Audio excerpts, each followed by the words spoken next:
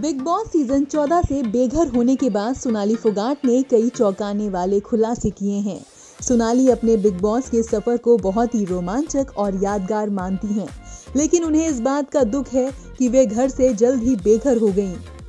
Big boss के घर से बेघर होने के लिए सोनाली फोगाट अपने साथ हुए भेदभाव और रुबीना दिलेक के बर्ताव को जिम्मेदार मानती हैं।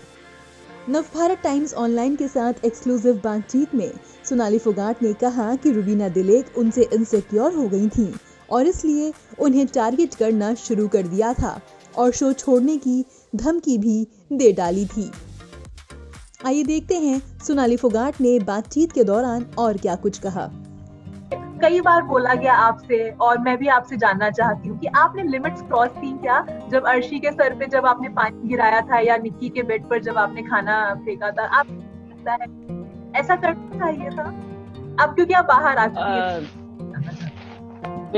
बिल्कुल करने की जरूरत थी, क्योंकि ऐसा है कि हमारे घर में नालायक बच्चा होता है कोई, उसको सुधारने की माँ बाप कोशिश करते हैं। तो मैं सोचती थी कि मैं एक थोड़ा सा मैच्योर महिला अपने आप को समझती हूँ, जो अगर हमारे इस बिग बॉस के घर में भी खराब बच्चे अगर आ गए हैं तो उनको सुधारने का काम शायद मेरा हो।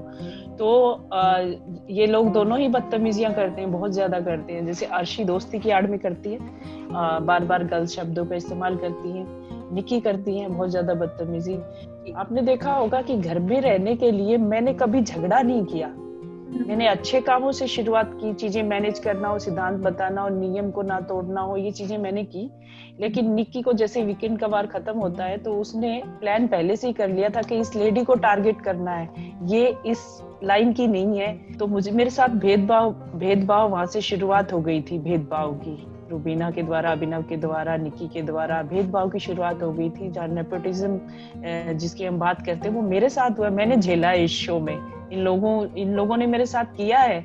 तो जहाँ खाने की बात जैसे आती है, निक्की ने मुझे टारगेट किया शो में दिखने के लिए। जब उसको पता चला कि आप शो में बोरिंग नजर आ रही हैं या ये चीजें हो रही हैं, तो उसको हिंट मिला जैसे कि आप बदतमीजी बहुत करती है। तो उसने किया कि खाना जो अपना खाया हुआ बॉक्स था, जो वीकेंड पे बाहर से खाना आता है, वो बॉक्स खाली उसने मेरे बेड के साइड में रख दिया।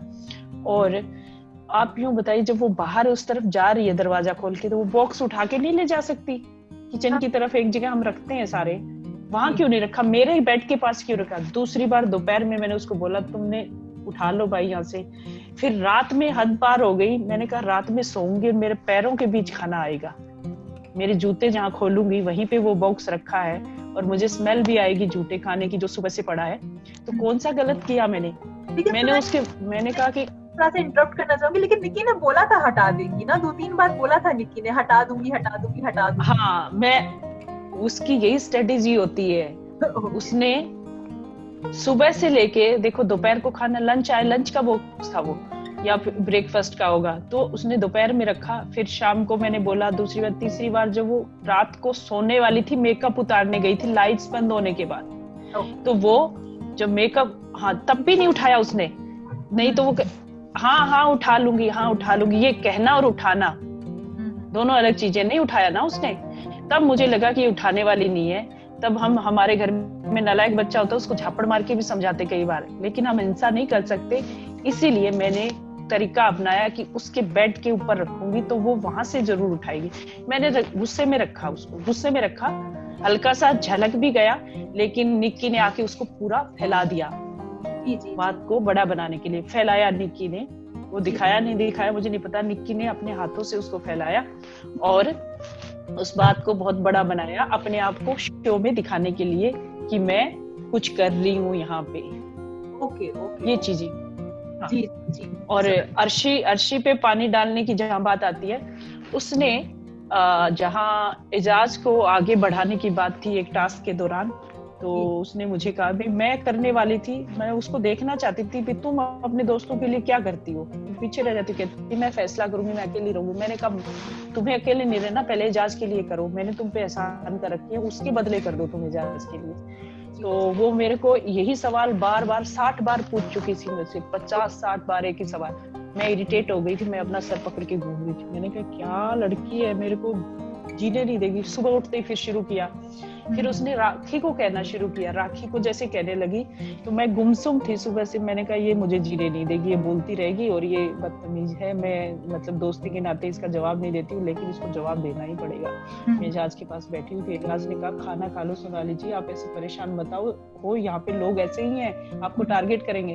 मैं उठी, मैं जाने अंदर खाना खाने के लिए जा रही थी, लेकिन मेरी बोतल वहां पे रखी हुई थी। बोतल को मैंने ढक्कन खोला, अचानक वो जब बोलना स्टार्ट किया तो मेरे दिमाग में फिर क्लिक किया कि ये मुझे भी बोलेगी, तब मैंने उसमें पानी डाल दिया। तो सुधारने के लिए कुछ चीजें की, पानी से कोई गल नहीं जाएगा, वो सुधारने के लिए किया। ये इसमें सुधार आए, निकी में सुधार आए। तो मैं हाँ जी बोलिए, बताइए सोनाली, बताइए। हाँ, तो अगर हमारे घर में खराब बच्चे होते हैं, नालायक होते हैं, उनको सुधारने के लिए हम कोई भी रास्ता अपनाते हैं ना, तो वो मैंने किया, मैं इसको गलत नहीं मानती।